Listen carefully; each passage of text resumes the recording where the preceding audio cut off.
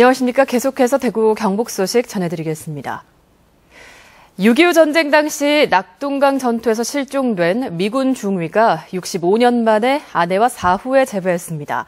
미국인 자녀들이 올 초 숨진 어머니의 유해를 아버지와 함께 모시려고 낙동강 전투 현장을 직접 찾은 겁니다. 보도에 권윤수 기자입니다.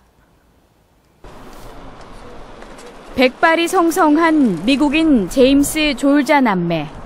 고요하고 평화롭게 흐르고 있는 낙동강을 바라보며 깊은 슬픔에 잠겼습니다. 남매의 아버지 제임스 엘리엇 중위는 65년 전 29살의 나이로 낙동강 전투에 참전했다 실종됐습니다. 각각 3살, 2살 때 아버지를 여인 뒤 늘 그리움을 안고 살아야 했던 남매는 올해 초 숨진 어머니의 유해를 품에 안고 한국 땅을 밟았습니다. 살아서 다시 만나지 못한 한을 사후에라도 풀어드리려고 아버지가 잠든 낙동강에 어머니를 함께 모시기 위해서입니다. We were hoping that we would recover our dad's remains in her lifetime. That's why it was so very important for us to at least reunite our mother with our father. 이번 한국 방문에는 전쟁 당시 실종된 26명의 미군 장병에 유족 49명이 함께했습니다. 지난 18일 입국해 국립묘지를 참배하고 전쟁 기념관과 판문점 등지를 방문했습니다. I saw that he is at peace, and I believe that he has been with me all along. Even though his remains are here, I really believe that he has been with me all along. 미국 정부에 따르면 6.25 전쟁 때 실종된 미군 참전 용사는 7,800여 명.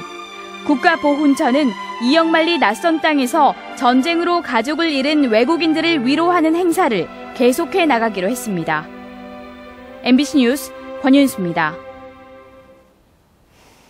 네, 요즘 농촌에서는 벼 육묘부터 수확, 쌀 판매까지 대행하는 사업이 좋은 반응을 얻고 있습니다. 농촌 고령화로 인해서 일손 부족이 심화되면서 벼농사 방식에도 변화의 바람이 불고 있습니다. 박재영 기자가 취재했습니다. 지난 2013년 경상북도에서 첫 선을 보인 농협의 맞춤형 농기계 은행 사업. 모 기르는 일부터 병해충 방제, 벼 수확에서 건조, 도정, 쌀 판매에 이르기까지 벼농사의 전 과정을 도맡아 처리해줍니다. 이를 위해 벼 파종기와 발화실, 육묘장 등을 설치하고 농기계도 대폭 보강했습니다. 이걸 하니까 우리가 인력도 많이 덜 필요하고 이러니까 그런 점에서 많이 좋습니다. 농가들의 만족도도 높아지고 있습니다.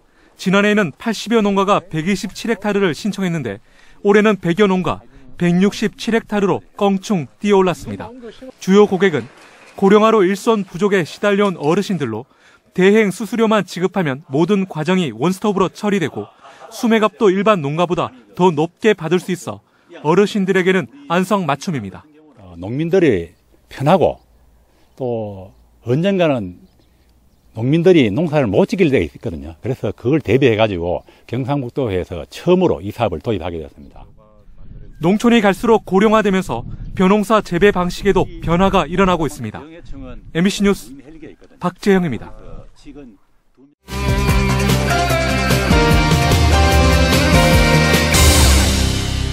시청자와의 쌍방향 소통으로 만들어지는 뉴스 모바일 MBN입니다. 이번 주 MBN에서는 우리 주변에서 흔히 볼 수 있는 법규 위반 불편 사항이 많이 올라왔는데요. 분명 사람이 다녀야 할 길인데도 주차장을 방불케 할 정도로 여러 대의 차량이 인도를 점령하고 있는가 하면 가스맨홀 청소 후 뒷처리가 미흡해 집 앞이 많이 더러워지고 있다는 글도 올라왔습니다. 개선되지 않는 이런 생활 속 불편, 쉽게 해결할 방법은 없는 건가요? 현장에서 이제 스마트폰으로 사진이라든지 동영상이라든지 같이 찍어서 그 신고를 하게 되면 그 현장의 위치까지 자동으로 이제 공무원들한테 전달이 되고요. 불편한 점들을 접수를 해가지고 이제 처리하고 처리 결과를 또 그 신고한 민원인에게 알려주는 그런 서비스이거든요. 생활 불편 신고 제도를 이용하면 화면과 같이 문자로 결과도 알려준다고 합니다. 하지만 우리 시민 스스로 기본 법규를 지키는 것이 가장 중요하지 않을까요? 지난주 일요일 경주월드 산책로에 희뿌연 연기와 함께 큰 불씨가 보입니다. MBN 회원이 촬영한 영상인데요. 담배꽁초가 원인일 것으로 추정되는 이 불로 화단에는 불길이 피어 올랐는데요. 이날은 바람까지 강하게 불어 대형 화재로 이어질 뻔했지만 다행히 지나가던 시민들의 발빠른 대처 덕분에 불길이 커지는 것은 막았다고 합니다. 나들이철 불이 나지 않도록 머물고 간 자리 꼭 다시 한번 확인하는 습관 필요해 보입니다. 최근 대구시의회는 갓바위 케이블카 설치를 다시 추진해야 한다는 주장을 펴 논란이 됐는데요. 이번 주 미니 여론조사에서도 803 갓바위 케이블카 설치를 두고 그 어느 때보다 찬반 양론이 뜨거웠습니다. 반대 의견의 가장 핵심적인 이유는 자연환경 파괴, 불교 성지 훼손과 앞으로의 난개발 우려 때문이었는데요. 관광자원화로 지역 경제를 살리고 관광객들의 편의와 장애인과 노약자의 접근성이 보장된다는 점에서 찬성한다는 표도 적지 않았습니다. 오랜 기간 수차례 제기되고 있는 갓바위 케이블카 설치 논란, MBN 회원들의 이런 다양한 의견들도 소중하게 수렴돼 더 나은 방향으로 결론 날 수 있길 바라겠습니다. 지금까지 모바일 MBN 이시정이었습니다. 휴일인 오늘 대구와 경북 지역은 올 들어 가장 더웠습니다. 오늘 낮 최고 기온은 대구가 31.5도를 비롯해 경주가 31.4, 구미가 30.6, 영천이 30.4도 등으로 대부분 지역이 올 들어 가장 높은 기온을 기록했습니다. 대구 기상대는 석가탄신일인 내일도 맑은 가운데 대구와 구미의 낮 최고 기온이 33도까지 올라 오늘보다 더 더울 것으로 예상했습니다. 또 현재 대구와 일부 경북 지역에 건조주의보가 내려진 가운데 당분간 무더위가 이어지겠다고 밝혔습니다. 오늘 새벽 3시 15분쯤 대구시 달서구의 한 도로에서 승객을 태운 택시가 도로를 횡단하던 47살 김모 씨를 치고 난 뒤 가로등을 들이받았습니다. 이 사고로 행인 김 씨가 그 자리에서 숨지고 택시 운전사와 승객 등 2명이 중경상을 입었습니다. 경찰은 목격자 등을 상대로 정확한 사고 경위를 조사하고 있습니다. 제23회 LG위기 주부 발구 대회가 오늘 구미 전자공업고등학교에서 15,000여 명이 모인 가운데 열렸습니다. 구미 시내 27개 읍면동을 대표하는 주부들이 토너먼트 형태로 겨루어 도량동 팀이 우승을 차지했습니다.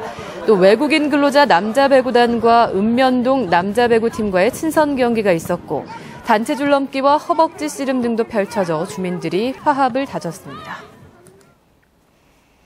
감사원은 업자와 돈 거래를 하고 계약을 알선한 혐의로 모 고등학교 행정실장 A모 씨를 적발해 파면 조치해줄 것을 경북교육청에 통보했습니다.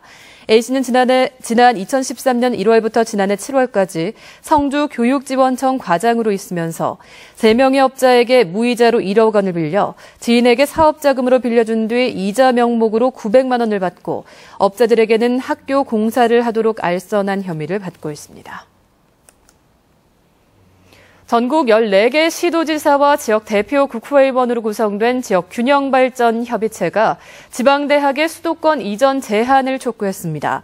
지역균형발전협의회는 전례적으로 유례가 없는 수도권 집중으로 국가 전체의 경쟁력이 약화되고 있는 상황에서 지방대학의 수도권 이전은 반드시 제한돼야 한다는 내용의 서한문을 국회의장과 주요 정당에 발송했습니다.